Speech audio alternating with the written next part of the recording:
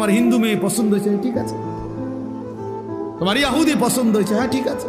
এখানে অন্য কি?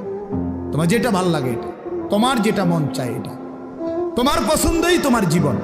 খোদার কসম, কোরআন শরীফের আয়াত আছে বাপ, সূরা আরাফের মধ্যে আল্লাহ তাআলা বলছে, এই মনের ইচ্ছা মতো যে চলে, ওয়াত্তাবা হাওয়াহু, যে তার নফসের মনের চাহিদার অনুসরণ করে, আল্লাহর বিধান, রাসূলের বিধান, কোরআনের বিধান, ইসলামের বিধান, ধর্মের বিধান কিছুই যে মানে না, কোনো ধার ধারে না, পরোয়া করে না, পাত্তা দেয় না, আল্লাহর কসম, আল্লাহ কোরআনে বলছেন ফামাসালুহু কামাসালিল কালব, ওই ব্যক্তির উদাহরণ, ওই ব্যক্তির জিন্দেগি কুকুরের মতো, কুত্তার মতো, কুত্তার মতো, কুত্তার মতো, কুত্তার মতো।